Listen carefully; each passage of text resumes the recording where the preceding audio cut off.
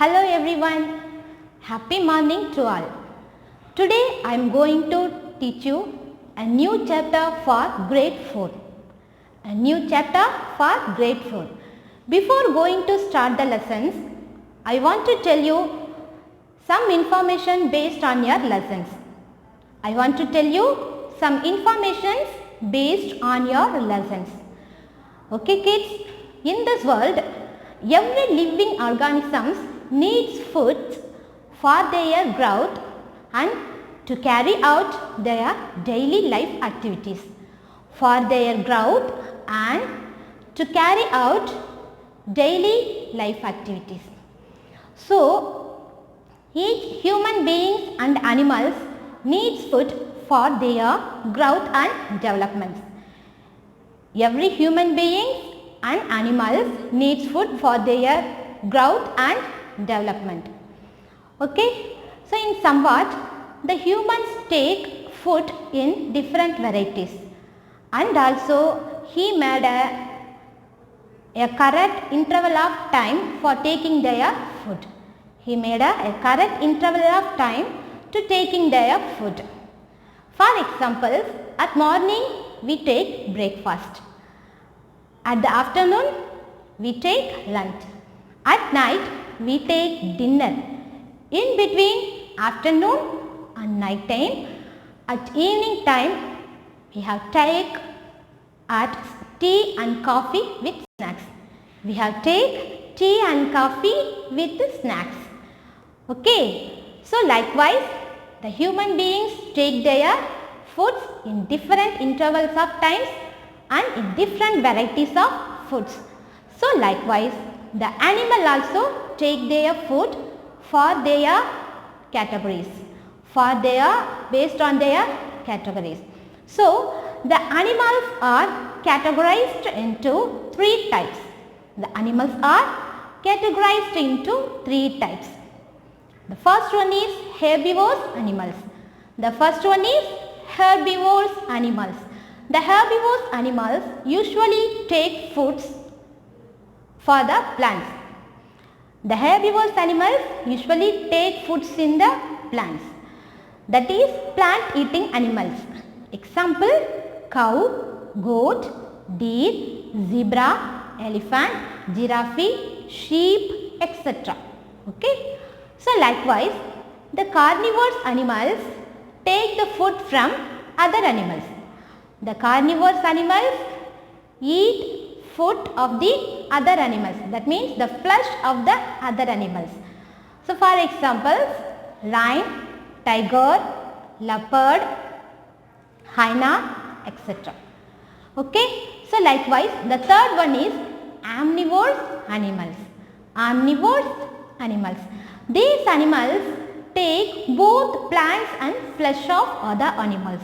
These omnivore animals take both plants and flesh of other animals. So these are the categorized of animals for their eating habits. The animals are categorized based on their eating habits. Okay. So likewise, man and the animals, likewise the plants also take their food. But how the plants make their food? We will going to see in these lessons. So today your first lesson's name is how do the plants make their food?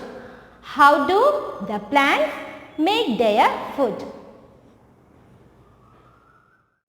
No, your mom prepare your favorite foods in the kitchen. Your mom prepare your favorite foods in the kitchen, so that the leaf is also prepare their food for whole plant. So it is called like a kitchen of a plant. A kitchen of a plant. So okay students, now we learnt about the process of photosynthesis. Now we learnt about the process of photosynthesis. What is called photosynthesis? Photosynthesis is a process in which the water and minerals from the soil the plant absorbs and In the presence of sunlight and chlorophyll pigments, it will prepare the foods in the form of sugar. The plants will prepare the food in the form of sugar. So, this process is called photosynthesis. This process is called photosynthesis. Once again, I will repeat the definition. The process by which the plants take water and minerals from the soil, and in the presence of sunlight and chlorophyll pigment and carbon dioxide in the air, and then it prepare their food in the form of sugar. In the form of sugar, and then the foods supplies to all parts of the plants. So, this is called photosynthesis process. So, usually we have to write that photosynthesis process by a small equations. We want to write the photosynthesis process by a small equations, that is water plus carbon dioxide is gives to oxygen plus sugar. Oxygen gives out from the leaves and the sugar is produced in the presence of sunlight and chlorophyll. In the presence of sunlight and chlorophyll. Okay. So, what is called photo? Photo means light. Photo means light. Synthesize means putting together. Synthesize means putting together. So that the process is called like photosynthesis. The process is called like photosynthesis. This is how the plants make their food. Okay. Next, the plants make their food in the leaf part. So, we will going to learn detail about that structure of a leaf. Okay. Structure of a leaf. We will going to learn about the next side heading is structure of a leaf. So, usually the all plants leaves is different in their size and shape. So, the typical plant pods having the following 6 main pods. The typical plant pods having the following 6 main pods. What are the main pods of the leaves? The first one is leaf lamina. The first one is leaf lamina or leaf blade. Leaf lamina or leaf blade. It is a flat surface of the leaves. It is the flat surface of the leaves. The second one is leaf stalk. The second one is leaf stalk. Leaf stalk is the pedicel of leaf lamina. The pedicel of leaf lamina. The leaf stalk is attached to the stem and it goes to the bottom to the tip. So, the third one is midrib. The third one is midrib. MIDRIB. Midrib or main veins. VEINS. Midrib or main veins. The midrib is going from the bottom of the leaf stalk to the tip of the leaf lamina. Bottom of the leaf stalk to the tip of the leaf lamina or leaf blade.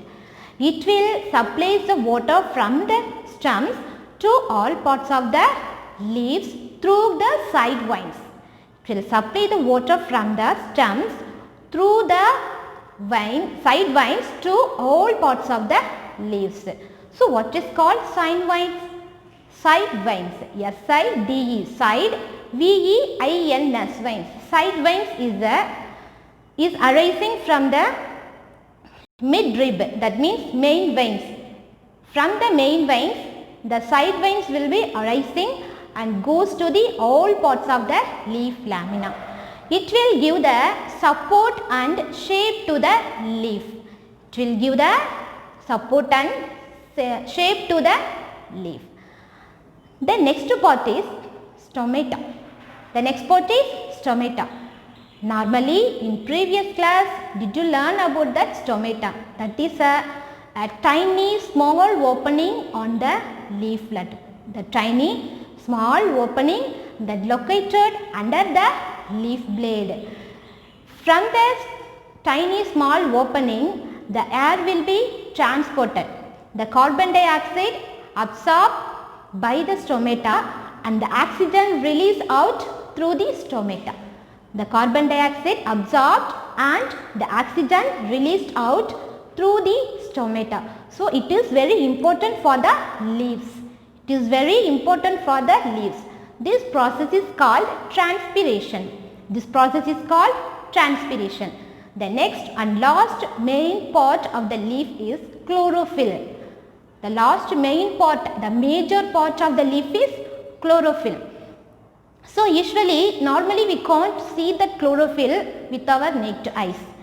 We can see the chlorophyll, some layers of sections on the leaf in the microscope. We can see that some layers of the sections, it will be present on the leaf through the microscope only.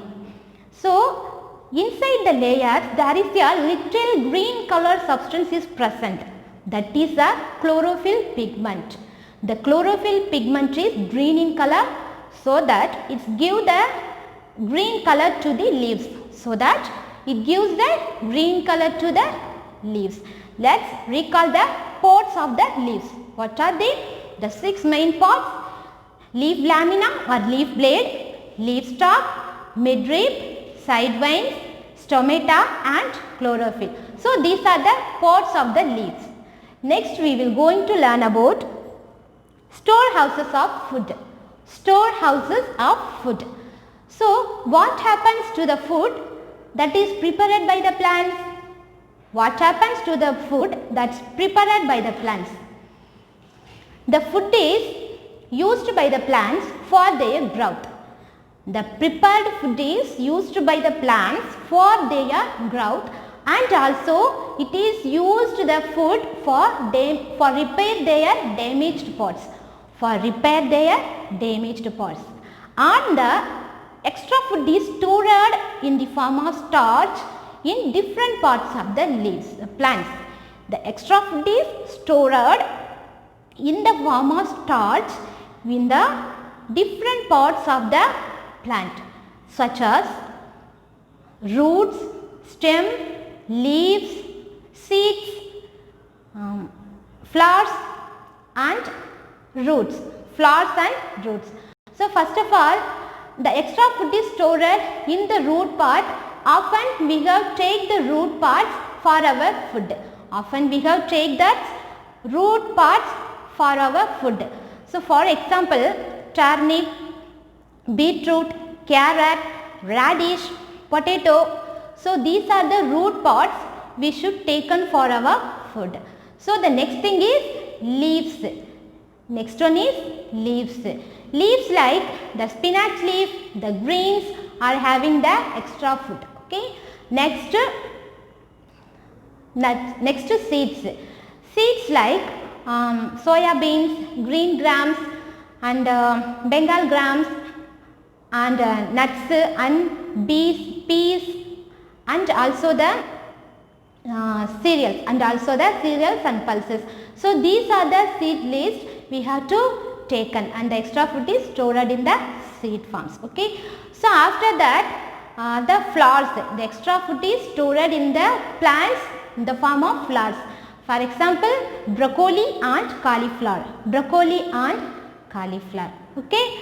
So, these are the extra food is stored by the plants in their different parts. Okay. So, the next thing we will going to learn about interdependence of plants and animals. Interdependence of plants and animals. The plants depend on animals for many things. So, likewise, the animals also depend on plants for many things. So, in the animals list, the human being also come. In the animals list, we are also come. So, first of all, we will going to see the animals depend on plants. How the animals depend on plants. Okay. For example, the plants give out oxygen during the photosynthesis. During the photosynthesis process, the plant gives out oxygen. The animals take the oxygen for their breathing. The animals take the oxygen for their breathing.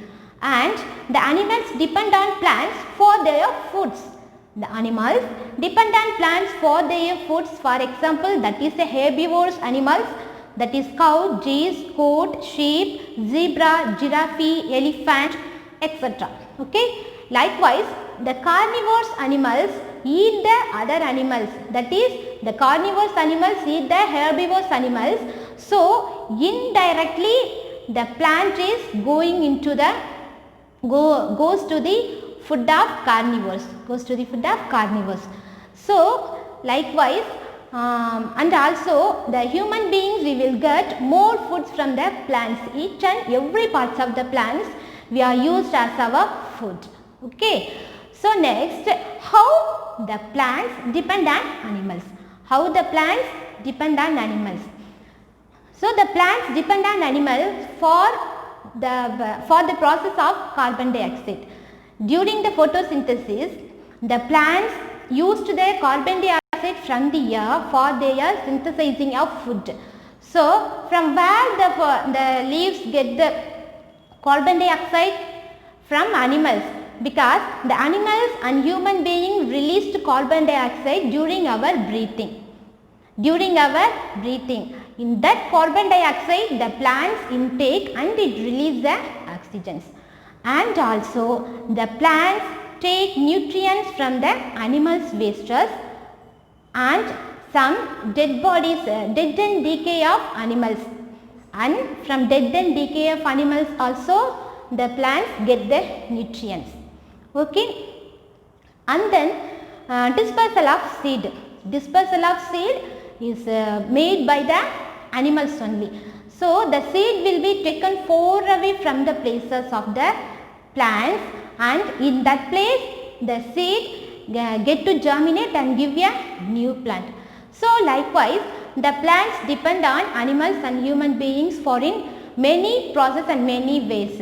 So that's why only we are saying there is a interdependence in nature. Interdependence in nature. Okay. The next topic we will going to say about that some unusual plants. The next side heading is some unusual plants. So what are the some unusual plants? The unusual plants is the plant that is not doing the process of photosynthesis. For example, the cactus plant. The cactus plant is not having any leaves, but the leaves is modified into spines. The leaves is modified into spines. So how they do the photosynthesis process? How do make their foods? The stem of the cactus plant will prepare the food by the process of photosynthesis. Okay. Next one, non-green plants. Non-green plants like mushrooms, molds, they are otherwise called fungi. The non-green plants are otherwise called fungi. F-U-N-G-I, fungi. Okay. So the mushroom and molds did not go to the photosynthesis process. Instead of, they just take their nutrients from the soil. In the soil there is a death and decay of plants wastes. From that wastes it will absorb the nutrients for their growth and development. And then crotons. Some crotons are in different colors. We will grow in our home. Some crotons are in a different colors. We will grow in our home. So the green color only prepare food, no. Then how the different colors of plants will going to prepare their food? Because some ornamental plants, it is otherwise called decorative plants, that is the leaves is in a red color, yellow color, brown color, purple color, and like this, like a purple color, green color, yellow color is some ornamental plants there. So here the chlorophyll is masked over by the red color pigment. That is a purple color pigment. The chlorophyll is masked over by the purple color pigment. So that because of the purple color pigment also, the chlorophyll pigment is inside the purple color pigment. So it is going to take the synthesis of food, that is photosynthesis process. Okay. So after that we will going to see the last main side heading is plants that do not make their food. Plants that do not make their food means how it will grow, how it will get the energy, because the plants get their nutrients from other plants or dead and decay of the other plants. The plants get their nutrients from other plants. That is, first one is they are categorized into two types. The first one is parasitic plants and the another one is insectivorous plants.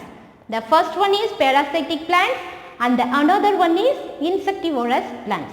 The parasitic plants, for example, Cuscuta, C-U-S-C-U-T-A, Cuscuta is a popular parasitic plant that absorb nutrients from the other plants, It attaches to the a big bark of the other tree, bark of a tree, and it absorbs nutrients from the tree. So likewise it gets the nutrients. So which tree gives the nutrients to the parasitic plants is called a host plant. The which one is give the nutrients to the parasitic plants is called the host plants. Okay. So the last one is insectivorous plants. From the heading there is the insect. That means the plant eat the insect to getting their nutrients. The plant eat the insects to getting their nutrients. There are some examples: Venus flytrap, pitcher plant, sundew plant. So these are the main insectivorous plants that take the insects for their food. It will doing the photosynthesis process, but not only that is enough for their growth. It also want more nutrients for their growth and development, so that it eat the insect and digest it and absorb the nutrients of the insect.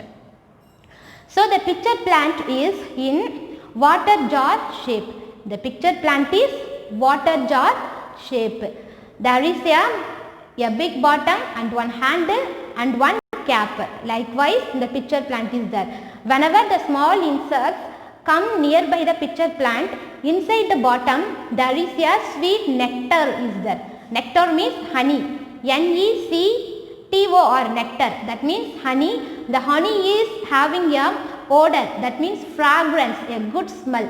So the good smell attract the insects. It will come to the nearby the pitcher plant and sit and it can sit and it will absorb the nectar. In that time suddenly the cap of the pitcher plant will close and absorb the nutrients from the insect. Okay. So the next one is Venus flytrap. This plant the leaf is modified into a fleshy flat like shape. In the end of the palm like shape, in the end of the corner there is a thin sharp spines is there. The end of the corner there is a thin sharp spines is there. When the insect is come and sit on the Venus flytrap, it will suddenly close their part and it engulfs the insect and digest it and get nutrients from the insect. The next one is sundew plant. Why the name it is come like a sundew means the plant seems like a sun and the sun rays. At the end of the rays it will having a droplets, okay, water droplets like a shape. When the insect seeing the sundew plant and come and sit on the droplet at the corner of the droplet, it is in the nature of stickiness. It It is in the nature of stickiness.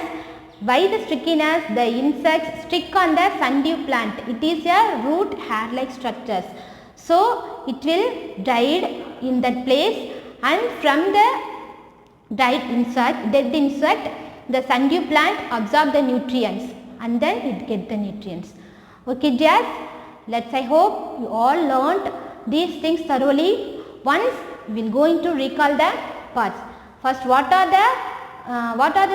the things we have to learn in this lesson is, first one, how do plants make their foods by the process of photosynthesis.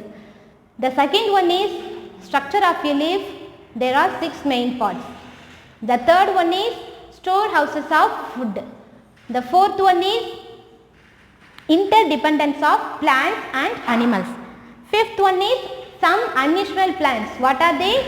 Cactus, mushroom, molds and protons. And the last one is plants that do not make their food, that is categorized into 2 types, parasitic plant and insectivorous plants. Parasitic plants example cactus. Insectivorous plants example picture plant, Venus flytrap and sundew plant. Okay dears, thank you. We will see you in another interesting video.